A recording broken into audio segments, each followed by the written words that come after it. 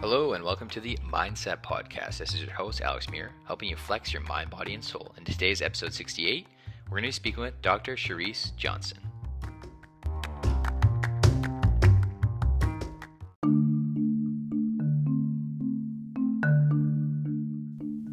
Disclaimer. All information provided by Alex Muir is of general nature and is spoken from Alex Muir's and his guests' personal experiences and personal opinions on the topics related to fitness, health, and education only. No information is to be taken as medical or other health advice pertaining to any specific health or medical condition. You agree that use of this information is at your own risk and hold Alex Muir harmless from any and all losses, liabilities, injuries, or damages resulting from any and all claims.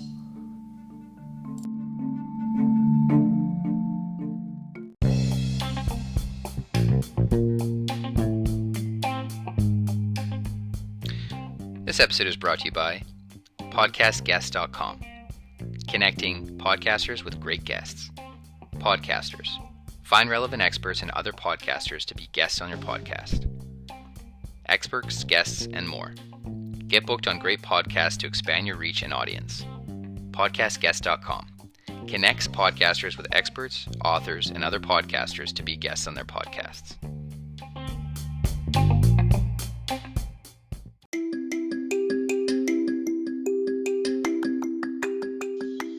And this episode is brought to you by RadioGuestList.com, the #1 free radio guest, podcast, and talk show guest expert interview booking service on the internet.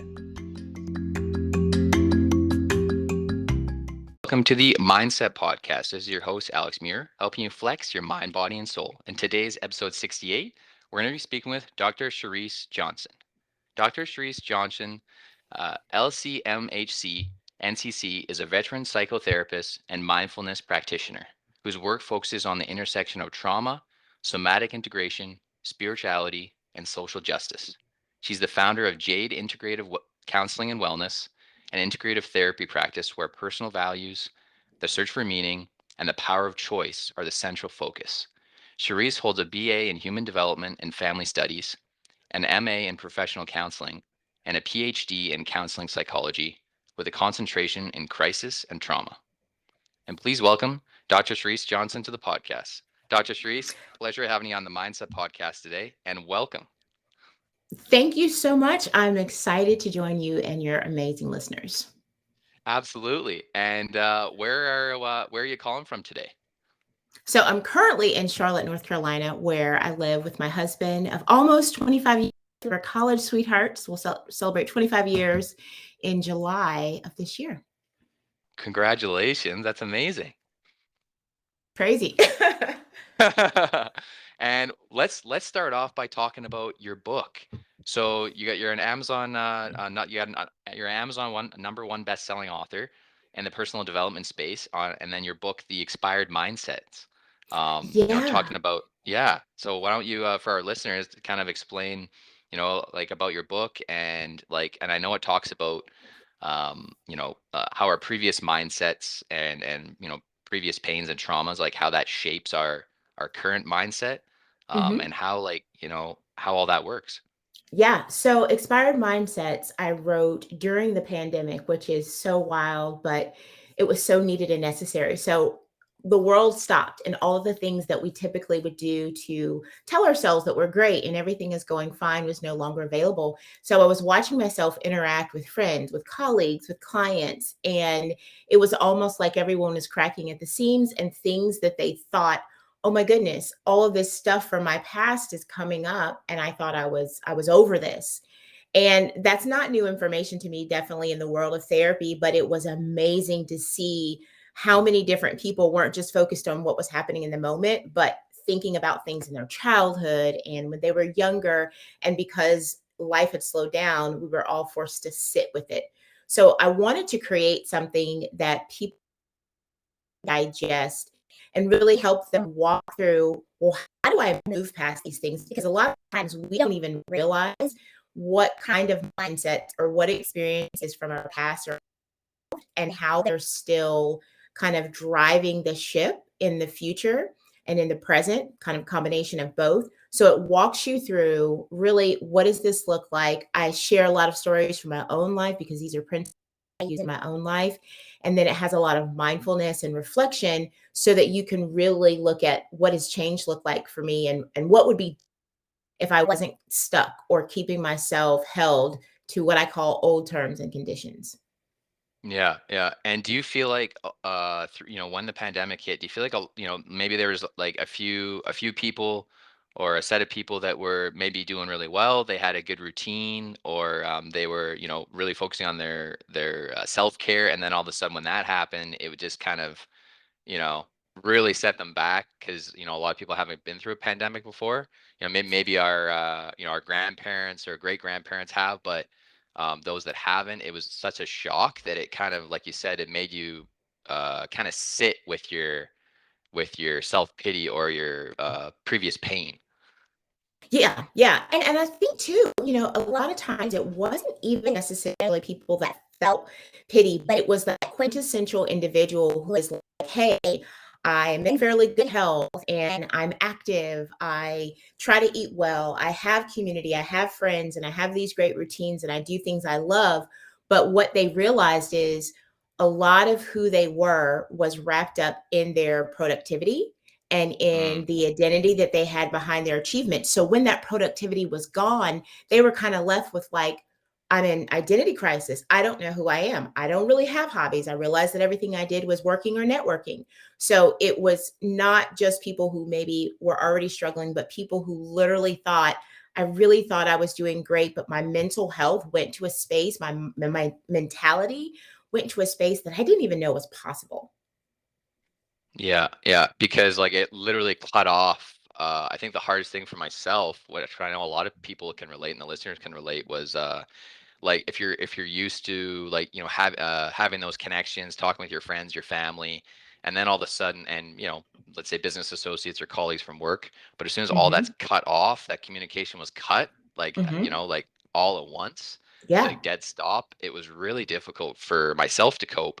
And Hmm. that's why I wanted to create this podcast, was to keep that human connection, that human element going, even though we Hmm. were, not face to face, Hmm. but utilizing my guests' experience on how to navigate through this, because it's, Yeah. it's a super difficult time, and leveraging their knowledge, and and a lot of them said the same thing, like, hey, this is a tough moment, Hmm. might be a tough for a while, but it doesn't mean it's going to be tough forever. Yeah. So And I think that's great perspective, is just to remind yourself, wow, this is really different. It's amazing that you created this to help everyone stay connected. And I'm glad that you're keeping it going. I don't know if this has been your experience. This has been an experience that I feel like I've felt, and I've even heard other people talk about, is you miss that connection because we were definitely wired for that connection. But even once the mask came off, so to speak, and life got back to normal, we weren't exactly the same. So your mm, thoughts about the kind of connections you wanted are different, or you found out who are the people that when our convenience stopped, still kept in touch. right, right. Yeah, no, and that's like the hardest thing, because maybe some of those connections, when because it was such a tough time. I actually am going through that right now, where um like I had these, this friend group, when the pandemic hit and everything, and Hmm. then before that, but now, like, just because of the point of life that I'm in right now, I've noticed Hmm. that those ties are beginning to fade. Hmm. I've been trying to keep them going, like like friendships, or like your personal relationship, you gotta nurture those relationships, you gotta Hmm. um you know speak regularly with your friends, and for whatever reason, I don't know if it's life stage or life phase, but unfortunately, so a lot of my friends are beginning to, we're going our separate ways, I guess, and Yeah. it's tough pill to swallow, because I'm used to having strong connections that I've, created and cultivated over these years, and now I'm like, Hmm. it's kind of like you said, it's not an identity crisis for me, but it's like it's definitely affected my ego for sure. For sure. And I think that's a common aspect. And, it could be a number of things. It could be life stage and it could be life phase. You're also going to find, I think we all experience that there are different seasons in life where we're also working personal growth. And sometimes as we grow, we see those relationships differently. our focus is different. How we want to spend our time is different. So then those relationships that used to be really great, it's not that they're not great. It's that something in us has shifted. I love using that word, has shifted. We might desire more, right? If you're focused on creating something powerful, then you might be at a season, I have no idea how old you are, where you're like, I don't have the same desire to kind of be out until 3 or 4 a.m. because here's what I know I want to do the next day and I want to be my best for it. And even something like that can be a simple line shift, life shift that takes you away from those individuals. So how you talk to yourself in that transition, not blaming yourself, knowing that it's okay to give yourself permission to change. And that might mean new people or less time with the people that you're used to is going to be a really important process for all of us as we just work to go, what does it now mean to be in authentic community? And how has that changed for me? I like that. What does it now mean? Yeah, Mm-hmm. because what the meaning, there's been a meaning shift, not only a Yes. mindset shift, but a meaning shift for a lot of individuals. Yeah. Mm-hmm. Exactly. And um, can you describe the main message or the theme of your book and how it can benefit people? Yeah. So I want to just give you a quick analogy that I think will help everyone kind of understand. I use this theory that's called the Iceberg Theory, where it talks about consider your life as an iceberg. Above the water is everything that we show other people, we allow other people to see, or we want them to think about who we are. But underneath the surface of the water, sometimes right just below the surface or down deep, is a completely different landscape. And that's the place that Expired Mindsets challenges you to go. Just kind of swim deep and go, what else is down there? What else is down there that I've pushed down because I didn't have time? I didn't want to acknowledge it. It's uncomfortable. It's overwhelming. I thought I was over it. But every experience that we've had is going to impact the way we are. So the main theme is there are certain ways that we cope and we navigate through life. For example, a primary coping skill for a lot of people is to be busy. Mm, This is overwhelming. I just need to be busy. I need to keep myself going all the time. But then there can be a season in your life where you realize, okay, that was helpful to get me through a tough season, but now I'm on the verge of burnout. So the concept of being busy and grind culture is actually starting to come at a cost. I'm starting to get sick. I'm not enjoying my passion the same way I used to. So expired mindsets is knowing when is some season, some behavior, some mindset in your life that was helpful in one season or helpful now. And because you're still holding on to it, it's limiting your potential. mm, yeah. I feel like a lot that's a very challenging area that a lot of people face, like with, kind of emotional regulation is like, that whatever that previous pain is or something that happened maybe like fairly recently and then like not holding on to it or finding ways to not hold on to it. Yeah. What would you say are some ways, like, tools or tactics in your book that, and I did see on your website about the journaling, or Hmm. like a gratitude journal, or kind of breaking down, like Hmm. writing out your those pains or those traumas, kind of just to, Yeah. yeah, is that something that you'd recommend, or Yeah. like So yeah. in the book, it takes you through kind of a three-step process, that one of them you kind of restore and then you recalibrate. And what it's doing is it's basically telling you you have to acknowledge, right? We will repeat what we don't repair.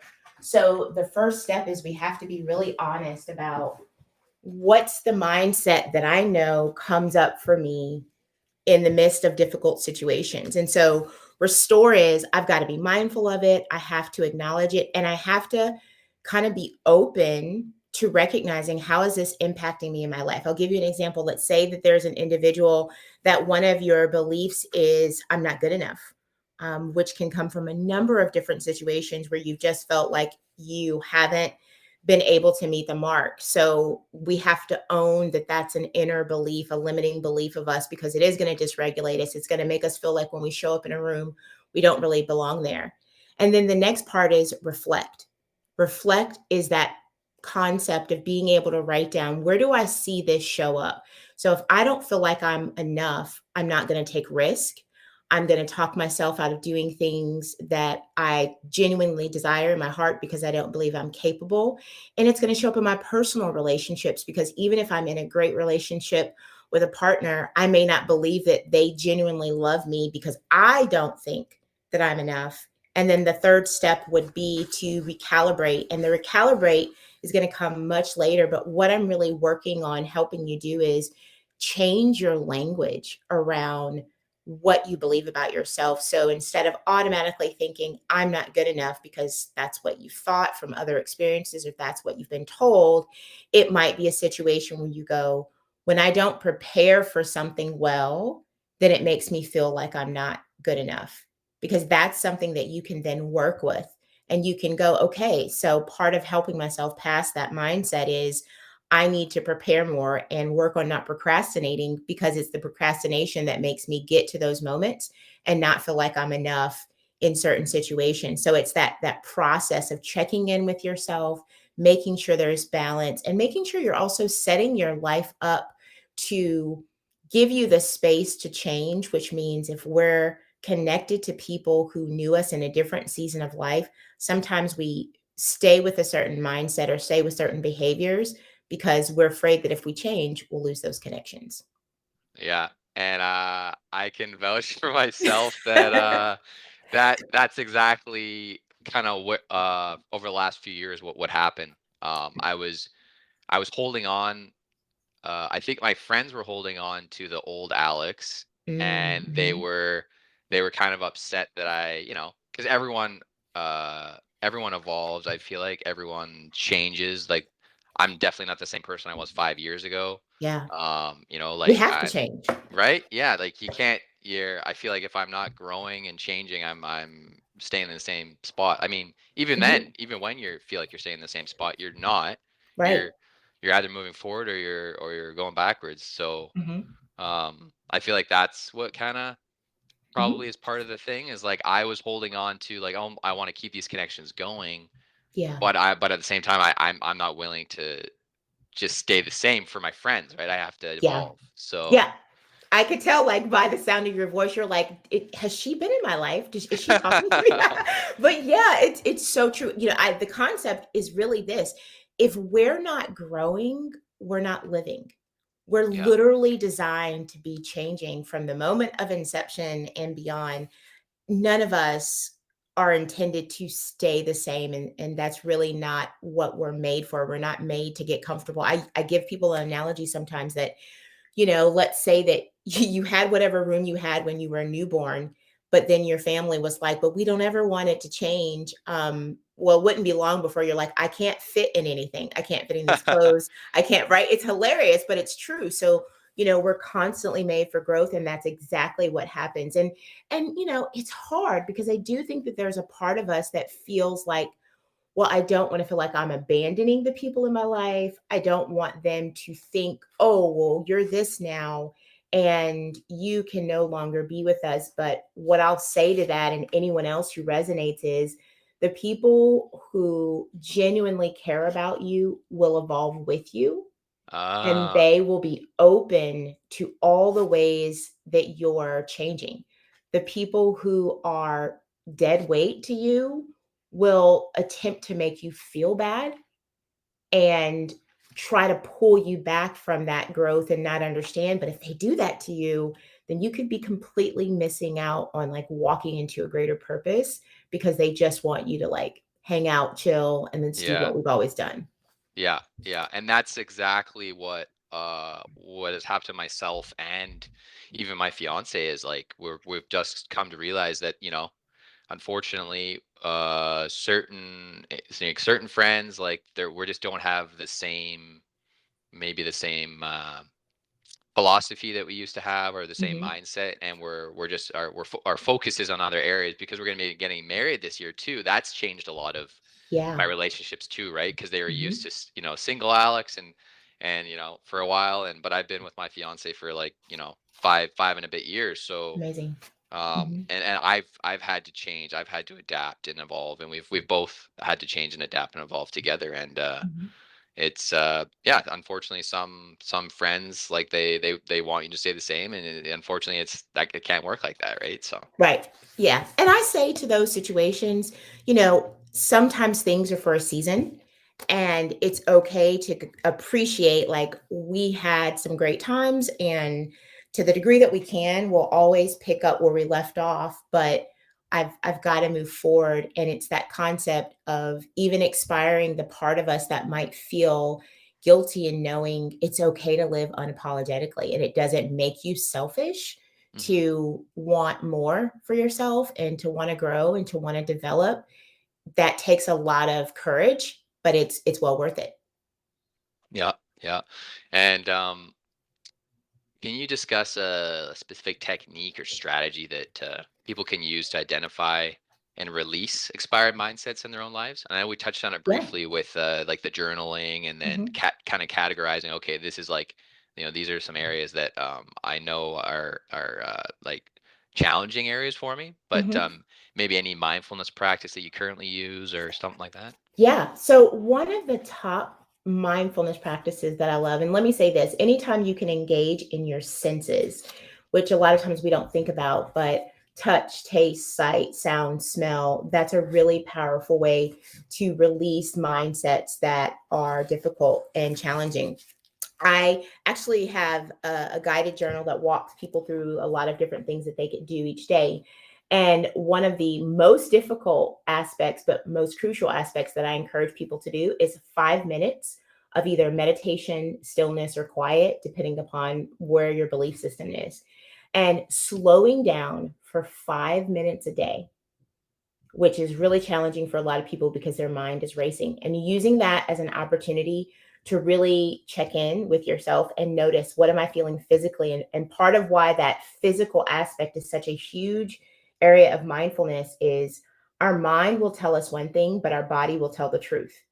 Mm, So we'll walk around and go, I'm fine. How are you doing? I'm great. I'm wonderful. And then when we check in, we might feel like, actually, I feel heavy today and my heart is racing, but I didn't notice because I was going so quickly. So that concept of 5 minutes of stillness, checking in with your body sensations, and then also asking yourself the second part of that in non judgment: what adjustments do I need to make to honor what I need today? mm, Pace is crucial to being able to release old mentalities. Old mentalities hide in our behaviors, in our habits. So I'm huge into neuroscience and how we have certain behaviors and mindsets that are wired in because of our habits. So releasing a thought actually comes when we create a new habit that opens us up to what we call a new neural pathway. So our brain has a new way of thinking and of doing, like, oh, so our default doesn't have to be to run away and avoid things that are overwhelming. We just took 5 minutes to sit in non judgmental connection, and we're going to practice honoring, oh, I'm feeling overwhelmed. So I need to make some changes to my evening, which helps my nervous system calm down. So I'm releasing the mindset that might believe it's not okay for me to tell other people no, or they'll be upset. yeah, yeah. And I really like how you talked about the 5 minutes of meditation or mindfulness, like whether Hmm. that be in the morning or in the evening, however it works for that individual. Right. Um, a big part of my podcast, it's transition, like, a lot of it's like you said, it's like brain and body optimization. And Yes. something that's helped myself, which I know is most likely, I've been talking to a lot of my colleagues and my friends about it, is like I'm a big advocate for yeah, meditation, daily meditation Hmm. practice. And it's it was in 2017 when I was still working in one of these banks, and I was like, I hit that kind of burnout stage. I just feel like I wasn't managing Hmm. my emotions very well, and Hmm. I was listening to a lot of podcasts for about, from Tim Ferriss and a lot of other podcasters about how they adopted they journaled, and then they did Hmm. a mindfulness practice, like, which was Yeah. meditation. Yeah. And I started with just 3 minutes a day back in Great. 2017, and Yes. it took me years to get to like 10 minutes a day. But now I'm at the point where after I've read the majority of the Becoming Supernatural by Dr. Joe Dispenza. I don't know if you've heard of Yeah. that one. Yeah. Yeah. He's great. Hmm. And he helped me just some different perspective, right? He helped me like learn how to lengthen that, right? Get to the Hmm. point where you're because as you're doing longer meditation sessions, it does definitely get, you those thoughts come up and it's a little bit of Sure. resistance, right? Yeah. But the way he explained it was, in the beginning, as you're lengthening your practice, let's say you're used to doing 10 minutes, but then I've been training myself for the last few months to get up to half an hour to an hour a day. And Hmm. usually it's half an hour per session.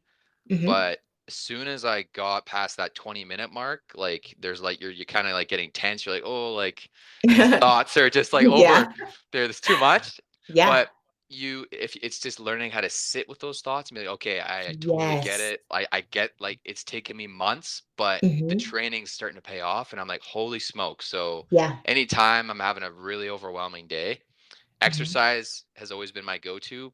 But at the Hmm. same time, this is like my new mental exercise. And Yeah. it's helped so much with that mental recalibration, like you were saying. And Yeah. and I just Spot want, on. yeah, and I just want people to know that, like, maybe it might not be meditation for you, but like just like deepen finding ways to deepen that practice and get to the point where you're kind of there's a little resistance. Getting Hmm. on the other side of that resistance, that's what helps Yes. reset and recalibrate. Yeah, and that's how you're breaking through into more brain capacity and potential. Like there's so much goodness in what you said. For example, the fact that you allowed yourself to start at 3 minutes and you were consistent with that and built your way up. I hope your listeners really, hang on to the fact because a lot of times people sit down and go, "Oh, I couldn't do it for 30 minutes straight without being in bliss. I failed."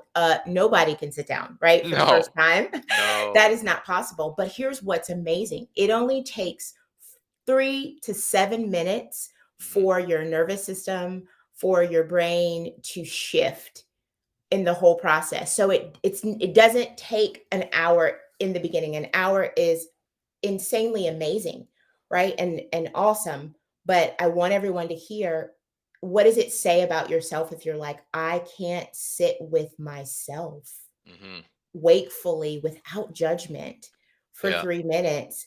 Therein lies a lot of our problems. So we don't have any idea what we really think about ourselves because what's happening is we're running through our lives and just responding to every stimulation we have. So that's why I instill that and constantly help people think about how to work with that process. And if they struggle to do it immediately, in complete quiet, then choose a song for 3 to 5 minutes using like bilateral music or binaural music, binaural, which helps with brain waves and helps release trauma that's stored in the midbrain. And it'll give yourself something to, think about. I, for example, have what's called a neurodivergent brain. In other words, I have complex ADHD. And so one of the primary ways that I help focus myself and manage that is having trained myself in those daily stillness and meditation practices. And meditation is one of the most underutilized yet highly effective tools in all of research. Meditation and exercise actually top SSRIs or even anti-anxiety medications. And I'm not anti-medication, but I want people to know like this comes from neurofeedback, EEGs, and research and study, not just opinion.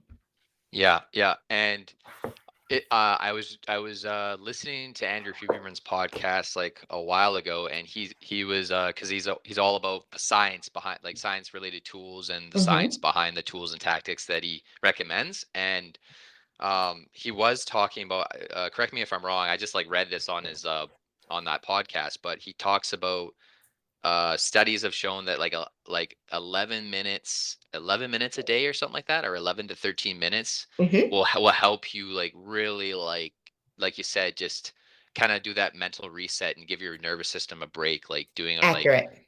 yeah, yeah, Yeah.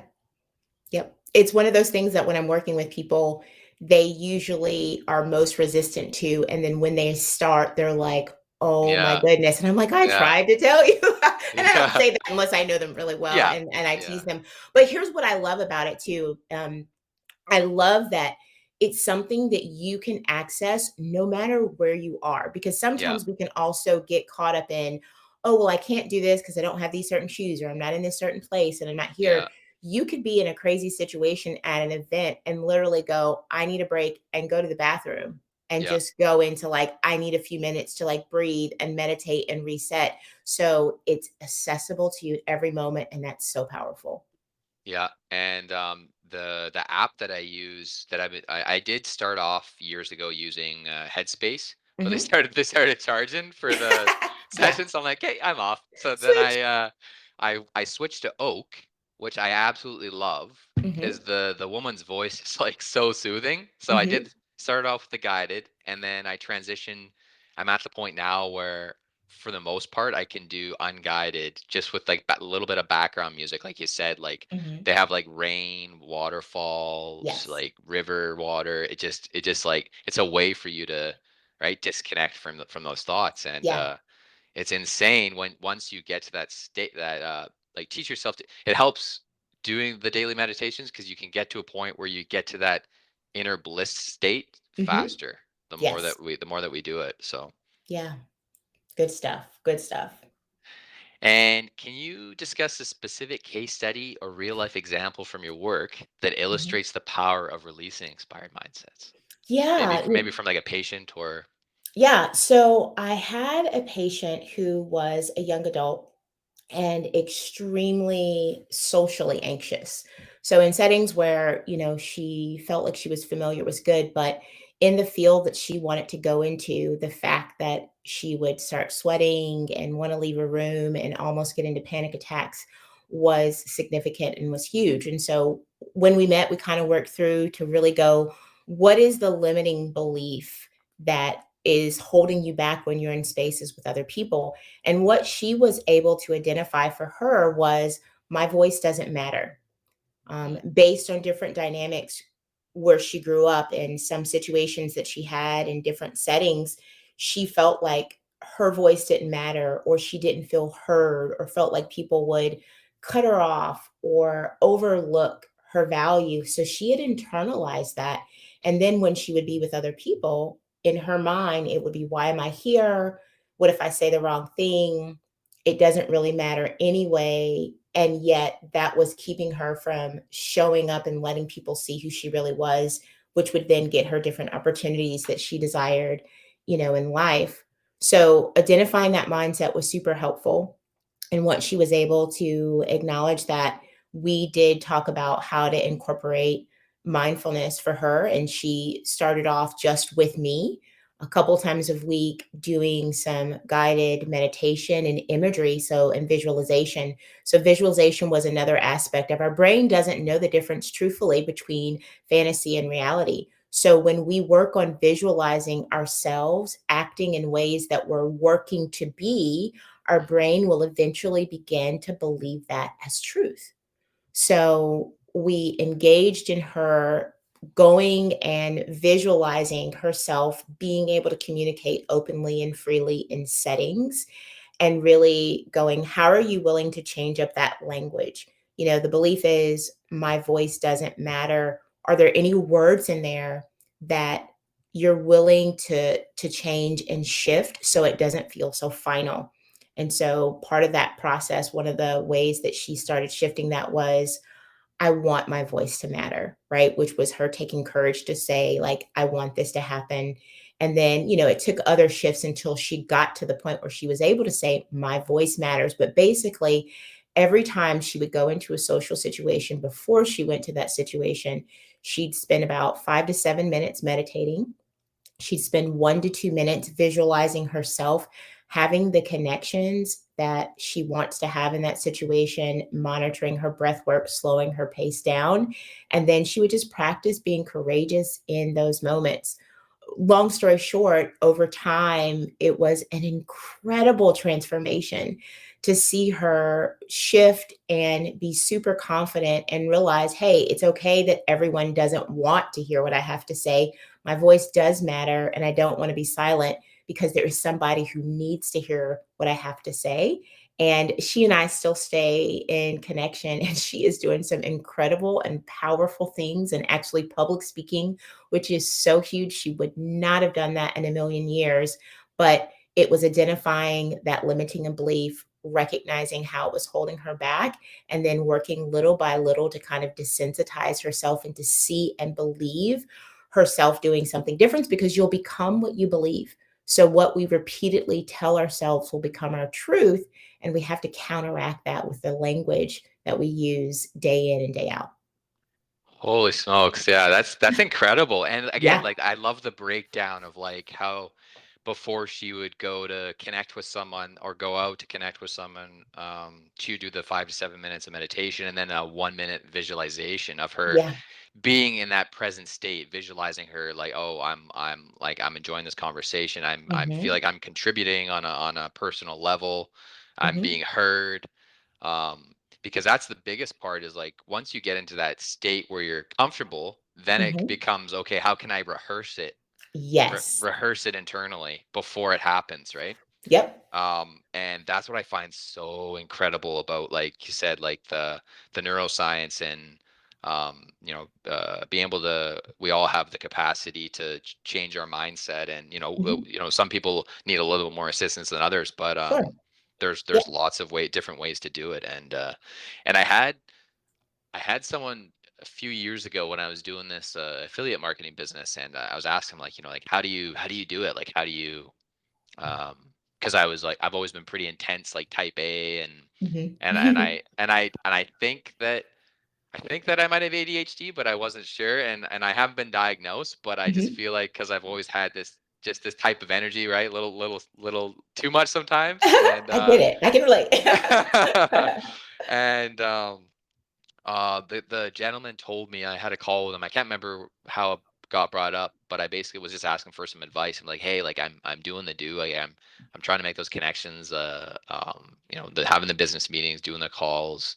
Like what else can I change up? Like what else can I do differently? How can I show up Hmm. differently? And he's like, Alex, sometimes you just have to, whatever your goal is, just be it until you see it. Yes. I love that. And I was like, oh, whoa, that's like Hmm. I haven't heard it like that before.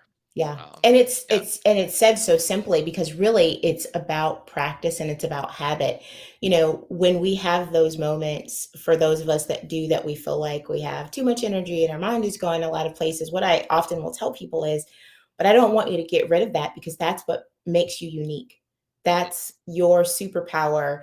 It's not about I need to be something different. It's how do I work with the resistance that I may feel in that moment? How do I learn to use that energy? Because your brain is thinking in these really special ways, which I imagine helps you in multiple different situations. You said something right at the beginning of your last statement. We all have the capacity to change. I actually talk about that in the book. It's called neuroplasticity. And it is essentially the science, the neuroscience basics that says our brain can change and grow and create a new pathway our entire life.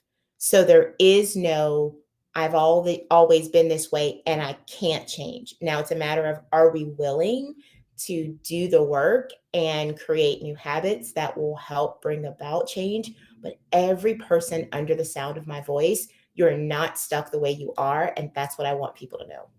Yeah, yeah, absolutely. Everyone,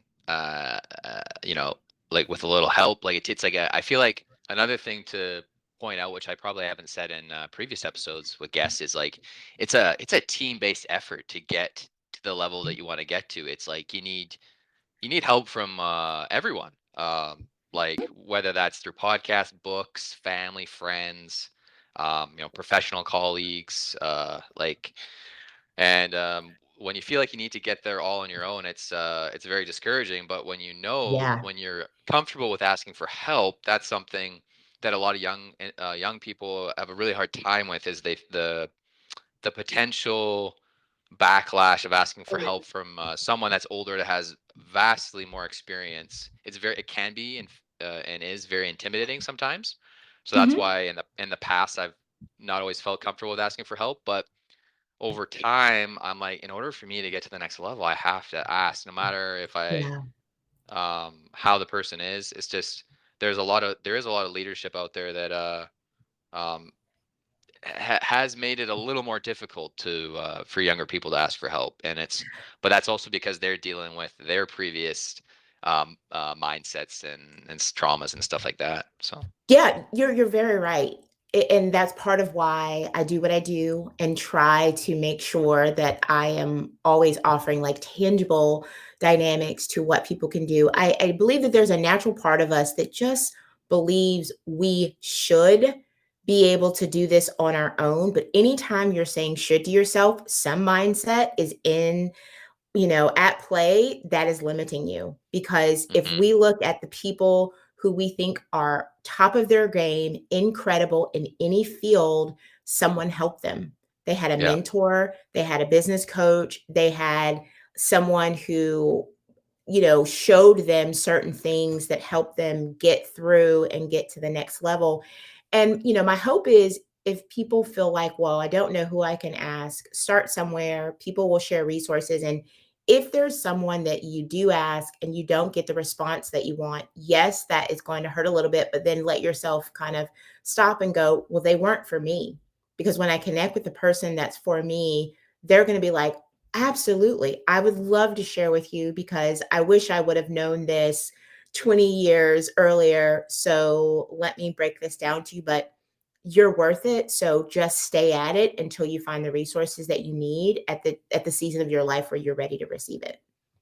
yeah, yeah. I love that. And last question before I let you go. What would be like your maybe favorite book recommendation, or some like a couple books that you've read in the past that have really helped maybe hone in on your own personal Yeah. self-awareness, Yeah. on challenging your own inner critic and stuff like that, because I know a large part of trying to develop a mindfulness or spiritual practice to help recalibrate is like it's getting over and learning how to navigate through your own inner critic, which for a lot of people can be really tough, right? Like Yeah. you said, like not a lot of people can sit with their own thoughts for even 5 minutes. So For it- sure. yeah. Yeah, I would say one of my all-time favorite books is The Four Agreements. It's a pretty uh short read. I don't know if you've ever read it, but yeah. I love it. And they are just four huge principles that I feel like a lot of the mindsets we have that limit us could kind of fit under the umbrella that if I would make these agreements with myself, then I would be able to navigate and move through life in a very different way. I also love Bringing Your Shadow Out of the Dark hmm by Robert Augustus Masters. It's talking about breaking free from the hidden forces that drive you. Definitely one of my like top three books that I think is incredible. And then the last one that comes to mind is there's also a book called Meditations from the Mat by Rolf Gates. And if someone isn't to the place where they necessarily want to create or start building a physical meditation practice, it could still be helpful to go, well, then I'll spend 5 minutes or 3 to 5 minutes a day just looking at words or writings that are meditative and centering in nature. And Meditations from the Mat is very simple and short, but power packed, full of thoughts that'll really help guide you into a new space. Right on. And that's all the time we got for today, Dr. Charisse. But an absolute pleasure having you on the Mindset Podcast today. And where are some areas that our listeners can find you, reach out to you? Yeah, thanks for having me. So I can be Absolutely. found on Instagram at dr.charryse_J, and Charisse is CHARRYSE,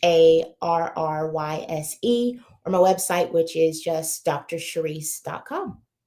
Right on. Pleasure having you on the Mindset Podcast today, Dr. Charisse. And I'm wanting to get this edited and published for this upcoming Monday in the morning at All 8. right. So I'm gonna get the edits done, and then I can also curate a social media post as well, just for you to share with your list with That the would be awesome. with your team and all that. Yeah, they would love that. And then if you'll even send me, if you're comfortable sending the audio file, whatever, we'll backlink Yeah. it onto my Yep. website and get it going. Absolutely. Thank you Right so on. much. This was awesome. Have an amazing weekend.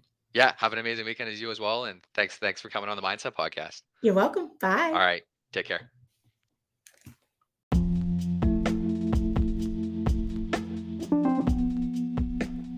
I hope you enjoyed that special guest series episode brought to you by RadioGuestlist.com. If you enjoyed this podcast interview with myself and my guests, and you'd like to give me some feedback, please do so by leaving a short review on Apple Podcasts under MindCep Podcast. That's MindCep, the MindCep Podcast. On Apple Podcasts, Spotify, Stitcher, wherever you listen to podcasts. And I'll be happy to hear your feedback. And if you'd like to connect with me, you can do so as well on social media or on my blog. That's Alexander Muir, ALXANDER, Muir, M as in Mike, UIR.com. And thank you for listening, and see y'all next time.